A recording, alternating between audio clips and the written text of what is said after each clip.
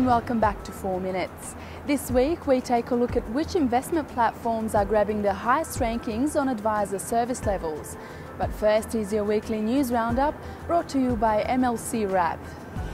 The Gillard government has surprised many in the financial services industry by providing extra budget funding for changes to the SMSF regulatory regime.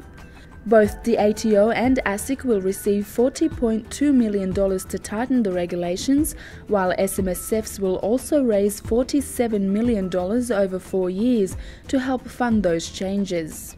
The federal budget also includes an almost $30 million commitment over 4 years for the introduction of MySuper, as well as refunds of up to $10,000 for first-time breaches of concessional contribution caps.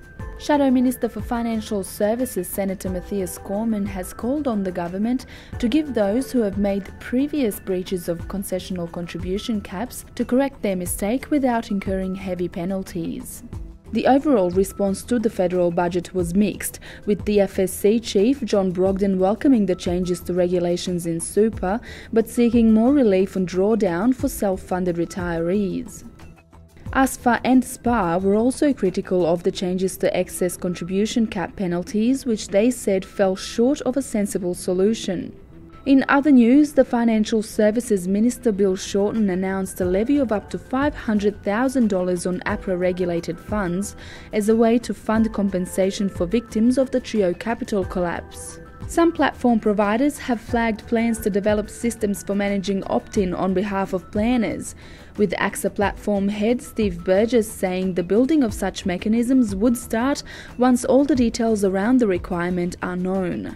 Tria Investment Partners ETF report revealed the sector has grown 70% per annum over the past 3 years, with State Street Global Advisors holding 3/4 of market share. ASIC's been busy last week announcing the banning of 3 financial planners from providing financial services for 3 to 5 years due to failing to comply with the law, while another planner pleaded guilty to fraud and dishonest conduct. FinSIA has released gender diversity principles, which the institute said aim to address the lack of reported data on the gender gap within the financial services sector. FinSIA proposed that all companies report on the proportion of senior executive positions held by women, report on their recruitment practices and pay equity, among other things. Westpac chairman Ted Evans has announced his retirement in December this year and will be succeeded within the board by Lindsay Maxted.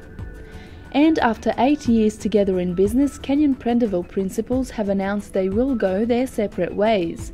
Alan Kenyon is heading up Kenyon Partners, while Steve Prendeville will run Forte Asset Solutions.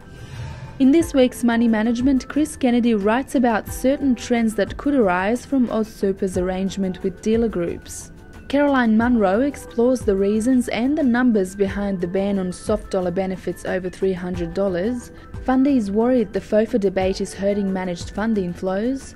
And in our top story, Mike Taylor reports Macquarie Wrap has taken the top spot in the Wealth Insights platform service level survey, with CFS First Wrap rated second. For all the details on those stories and more, see tomorrow's issue of Money Management. Thank you for joining us this week. Bye for now.